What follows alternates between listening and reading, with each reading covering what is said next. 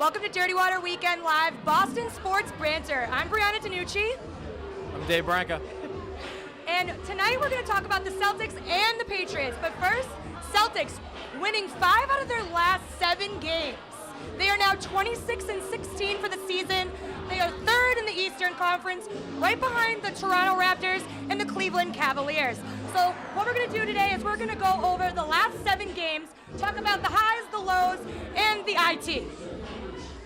So, first games first, the 76ers. Good okay? team. A lot of interesting young guys. Kind of an exciting team. Yeah. A little bit lower in the standings. Lower caliber team Yep. for sure. They've kind of been, as some of the other local guys would say, kind of a tomato can team.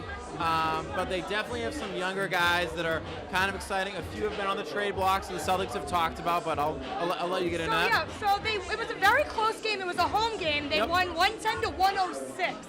Not the type of numbers that we want to see with a low-caliber team, especially a team that's 9-24. Oh, 100%. And the Celtics this year have kind of had have consistently played down to the level of the team that they're playing against. Yes, and that's very apparent as we saw again the next night, same thing, home game against the Pelicans. Yep. That was a 14-23 team going in, 117 to 108. Yep, and again, another younger team with some players that... the Brow was probably their only noticeable player. Nope, and absolutely, and he's another guy that people have talked about in Boston. Right. Trade talks as well, exciting to watch, but again, playing down, a pattern of playing down to the level of the competition they're at. Right, and the Celtics are statistically a better road team, so when they play at home, it's a little bit more difficult for them to get the win. Actually, this game as well, Bradley was injured, so Marcus Smart took the role on the starting 5. So that little transition might have also been the reason why they were, not as competitive in this game. Absolutely, and the last couple of years, the Celtics have struggled on the road more so than most teams normally do pretty well at home. The Celtics lately have been kind of tripping up a little bit, but it is nice to see them playing strong on the road.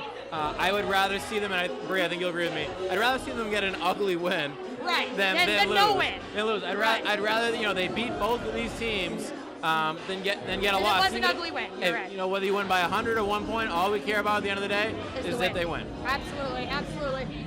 And so with that win, they swept their 3-game homestand, which is surprising and refreshing because, like we just said, they are a better road team. So seeing some changes that they can actually get the win at home, which is refreshing. Which is great. You and I both went to a couple games recently. We did.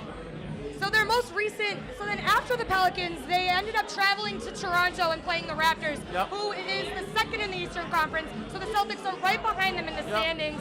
It was a difficult game, and they ended up losing to the Raptors 114 to 106. Again, Bradley was out, and Amir had early foul trouble, and there was way too many second chance points. And for statistic-wise, they have lost 4 out of the last 5 games against the Raptors. So seeing that statistic, it was a little bit inevitable that they were possibly not going to win this matchup. See, and I find that to be incredibly frustrating. And you and I kind of talked off air a little bit about this, about the fact that you have Cleveland is the clear number 1 seed in the East. Yes. And then to a degree, it's kind of a crapshoot. But the Celtics are not the clear number 2 seed whatsoever, and they need to beat teams like Toronto to put some distance between them and the rest of the packs. The New Yorks, the Indianas, the Orlandos, teams like that close games. They can't be playing those close games with Philly and then lose to Toronto. If they win that close game against Philly and then they win a tight game against Toronto, we're having a much different conversation. Well, here's the thing about that game against Toronto. They were actually winning the game by 16 points. They could not close out the game, and this shows that it's not about how you start a game, but it's definitely how you finish one. No, I agree with you, and just kind of going to some of our notes here. 23-6 run for the Raptors, outscoring the Celtics in the second half. 68-51, outscoring them, yes. You can't have those big runs. I don't care if you're playing at the high school level, college level, or the professional level. You can't have these, just dramatic runs that one side has against the other. I like Brad Stevens a lot. I think he does a good job coaching the team, kind of being a floor general and keeping track of the game flow as well. But you can't have those kind of runs, and at that point, I believe confidently Brad's going to do what he needs to do to take care of the team, but the players have to step up too at that point. And speaking of stepping up, Marcus Smart, that was his second game starting in the starting 5 position. He had 16-plus points back-to-back games. So you saw that he rose to the occasion of taking the place of Avery Bradley in the starting 5. Oh, so that absolutely. was one positive thing we could take away from the Toronto game. Nope, I wholeheartedly agree with that. Again, you and I have talked at length about. I find Marcus Smart to be a very frustrating player in the sense that I do like him a lot. I just don't like him for the role we're asking him to play. I think once in a while we're going to get a great performance out of that, but I don't think he has the consistency. I don't think he has the talent, the capabilities to consistently perform at that level, because I don't know if we need 16 to 22 points a game out of him, I think we're going to be upset. If we need somewhere between 11 and 15 a game with 8 assists, 10 rebounds, I think that's a role he can play. I think of him more as a fort holder and a facilitator. Correct. So then they played against the Wizards at home. Jumped back on the win streak right there. They won 117 to 108. The Wizards were 19 and 18, 7th in the Eastern Conference. So again, playing a lower level team, but they ended up getting the win at home. But 4 of their players were out. Bradley again for the 3rd game in a row. Amir Johnson, Zeller, and Brown. So they had 2 starters out. They had Amir Johnson out, and they had Avery Bradley out. And that gave Jordan Mickey his first career start. First career start. He averaged 17 points per game in the D-League. So he ended up getting a shot. Main Red Claws, right? Came out, we pulled him up from the main Red Claws. We did, and I think the pressure got to him a little bit. He didn't get much minutes. You know what? And he didn't do much with the minutes. Understandable. He had some turnovers. You've been playing for a D-League team. You're riding the bus. You're playing up in Maine. Totally different level of play. Yeah, absolutely. And you know what? For anybody that's kind of a basketball person out there, you can go play in the D-League, score 26, 32, 42 points, and that's very different when you come to the NBA. That it just doesn't always translate, and you have a dramatically different crowd, whole different arena feel. So going from the D League to the NBA, hey, I applaud that guy. That's a big moment in his professional basketball career. There's a lot of people that would kill for that opportunity. So I think it's a great chance, and I'm very happy for him. Back to Bradley though. Yeah. He's been hurt a lot. He's had leg issues. He's had shoulder issues. He's somebody I think defensively, I like him from a defensive standpoint. I like him when he's taking open 3-pointers on the baseline. But I think he's somebody, again, who the Celtics are asking him to do more than I think on a consistent basis, like Marcus, he's capable of. I would equate him maybe to a similar Tony Allen, like back when the Celtics won a title. Great defensive specialist. I think he's a little bit smarter of a defensive player than Tony was. But he's not a guy that I want to ask to do a whole lot other than, hey, I'm confident you're going to hit the wide open weak side 3-pointer. I like him a lot for that, and I think he's going to cause headaches defensively. Correct. Absolutely. Oh, real quick, we got to talk about this. How about the altercation at the end of the game? Oh yeah, between Crowder and Beal. What's up with that? I think that there's always high emotions running in these games. Crowder ended up getting fined $21,000 for that altercation. That's something that they need to start being more aware of, because those personal fouls, those technical fouls, they add up. And you don't want to be a player with that reputation, because not just, for like draft purposes and trade value, you don't want to be known as a hothead like DeMarcus Cousins, for example, who has that issue. Which, he's a great talent. He does have a reputation for that. Yeah. I'm not quite sure where he is in the count, but I do know he's up there. John Wall's at the point now where he's paying $3,000 every time he gets, I believe, a technical foul. I mean, that's money out the door every time. Sometimes I think a technical foul is justified, but rarely that's the case, and I think it takes away from the game and the flow of the game. Oh, I agree. And I think that those need to be limited going forward in the NBA. I agree, and the NBA has done a decent job of reviewing, sometimes rescinding stuff, but realistically, that altercation at the end of the game, that's never going to get rescinded. It's unprofessional. I put it on I put it on the players, but at the same time too, coaching staff has got to realize when they have a player who might always be playing very passionately, we'll say, maybe at the end of the game they're a little frustrated. I put that a little bit on the coaching staff. They got to get in between their guy who they know might be a little passionate, and not allow that to happen. Yeah, and one more thing about that game, Isiah ended up having 20 points in the fourth quarter alone. He's killing it. that's a little bit of a foreshadowing. We are going to touch upon Isiah in an entirety, but that game set off his fourth quarter point stats. Absolutely. That game right there, 20 points in the fourth quarter. He's been real clutch in the amazing. fourth quarter. He's been amazing in the fourth quarter. He has just had ice running through his veins, and he's been a pleasure to watch in the fourth And quarter. we'll talk more about that in a moment, but let's talk about when they traveled to the Hawks. Horford's first game back in Atlanta. They booed him to start the game. And it's crazy because he was a 4-time NBA All-Star in the 9 seasons that he played for the Hawks. You would think he would get more of a welcome than that. You know what though? I will say I watched that game, and they booed him to start the game. End of the first quarter, I tipped my cap well. to him. That was a good game for him, for No, sure. he played well. At the end of the first quarter, they did a great tribute. Comcast did not go to commercial. That's great. They That's stayed. awesome. They showed the whole tribute. It was a very classy move on Atlanta's part. So Bradley was out again for the 4th game in a row, and the Celtics ended up blowing a 20-point lead. But again, Isiah Thomas getting that game-winning buzzer right at the last It was a great second shot. in the fourth Great teardrop shot. I was having to get the win. Oh, absolutely. 103-101. You know, crazy fallback fadeaway. I was having flashbacks of Paul Pierce making that same kind of dribble drive, turn around, pull up at the elbow. Isiah's is a little bit different. It's more of a step back. But you know what though? As soon as he let it go, I was like, oh, that's going in. He had great form, great release, and it was great to see him get the win. Yeah, absolutely. As we talked about before, just like when they're in Philly, I'll take an ugly win any day of the week, but it makes me concerned. Well, it was a good win just because the Hawks are 4th in the Eastern. So they are trying to get that spot over the Celtics in the 3rd. They were the number 1 seed about a year or two ago. Right. It was them and Golden State, number 1 seed in the Eastern and Western conferences. They might have lost one of their perennial big men, but they're still a tough team you have to respect, and you have to show up ready to play. And then the next game was the Hornets at home. Hornets were 20-20. They were a 500 team, 8th in the Eastern Conference going into the match. Celtics won the game 108-98. So the Hornets actually had a rough 5-game road trip. They lost did. all 5. They Ending did. at TD Garden, they lost their 5th one in a row at the TD Garden. Bradley was actually active this game, but didn't do much with the minutes. He was 2 for 9 for field goal range, 1 for 9 behind the arc. He had 3 points, 3 rebounds, 3 assists, and 5 points total, and he had played 33 minutes. So I was at this game. I was a couple seats behind the Celtics bench. Avery looked terrible this game. I was having the conversation. I went to the game with my father, and he likes Avery Bradley a lot. And I said I don't like him at all.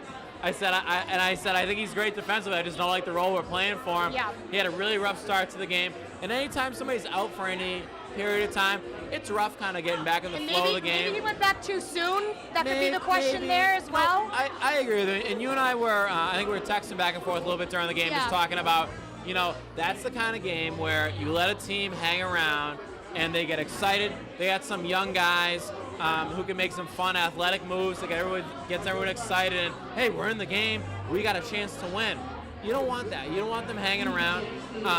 Luckily, they were able, like you said, to get the win. One of the other things we talked about, Al Horford, from an offensive standpoint, didn't really score a lot. However, he did have a lot of assists. What was his assist number? Actually, this was the 3rd game that Horford had 22-plus points and 6-plus rebounds. So he was doing really well at this point. Okay, excuse me, At this sorry. point he was. We'll get to the point where he dropped the ball and that's in one more game. I got to tell you, though, I do. So this is, again, another thing you and I have talked about off air. Inconsistency. That's really what we're going at right there. Absolutely. He's been inconsistent, and I just think, honestly, I don't think he's gotten in. And there's a lot of players I think this applies to the Celtics. He hasn't quite gotten in a flow. Right. Where does he fit? And I don't think, from a performance standpoint, the Celtics have found a great place for him to fit. I like him in the pick and roll. I like him on the block. He has a great set 3-point shot when he was on the weak side. Ball gets swung to him. He has a second or two to set himself. He takes a great shot, but I just think as a whole, the Celtics haven't been very consistent with their play. You're right. Which makes it hard. It makes it very difficult to acclimate to a new team. You're right. And so the key people that we wanted to highlight for the Hornets was Crowder, making a statement, 3 points, 3 rebounds, 1 block in the first 4 minutes of play that he was playing. He's been great. He did really well. He's great. He's playing tough. He doesn't back down. He has the heart. I'll be honest, I'm not 100% sure how I feel about him, but I like the fact he plays hard, he plays smart, he doesn't back down. He's kind of that bigger. He'll be the first to jump on that loose ball. Yeah, on the ground. He's a bigger kind of point forward guy. I'm excited to kind of see what happens with him. Yeah, so in that game, IT had 7 3-pointers, 35 points, and that was their 7th straight win at home. He's shooting the ball so well from beyond the arc this season. Absolutely. So let's talk about the upset game against the Knicks.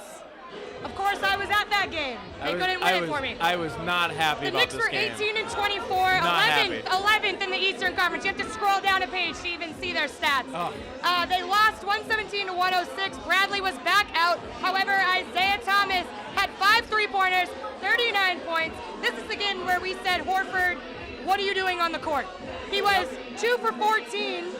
He only had a 3-pointer that went in on the first minute of play in the first quarter, and then he hit a rebounded shot off IT's missed shot to get those 2 buckets. I mean, that bucket at the end for 2 points in the last 30 seconds of play. So for 30 minutes, he did nothing on the court. But assists, he did have 10 assists. Yeah, and you know what? And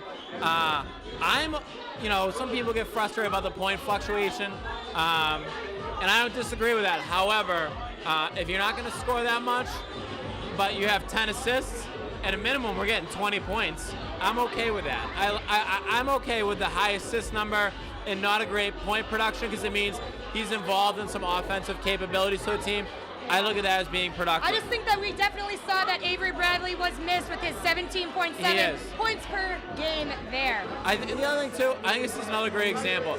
Isiah Thomas consistently is, and Tommy Hudson says this all the time, putting the team on his back, and he's carrying it. So speaking of IT, we have a few more minutes left in our show. I just wanted to talk about the IT versus Iverson debate. I love this debate. So if we pull up this stat right here about Isiah and Allen, I have to show you this. It's crazy. So look at everything. Isiah is beating Iverson in every single stat. The only difference we see at the bottom here is that Isiah has 10 less minutes on the court than Iverson. So can we say, now there's 2 ways to look at this, Dave. Is he getting these stats and getting these points because he is not exerting himself 10 more minutes worth? Or can you say it the opposite way? Can you say that Isiah would have more points and more stats if he had 10 more minutes like Iverson did? Do you see my dilemma here? You can argue it either way. No, there's a lot of ways you can argue this, and I'm going to take the conservative position. I think they're both astounding talents. There's a big difference, though. When Isiah Thomas was at Georgetown, people knew he was a star. When he came into the NBA, people knew he was going to be a star. There's a reason Reebok signed him as their perennial basketball guy, and they knew he was going to be a star.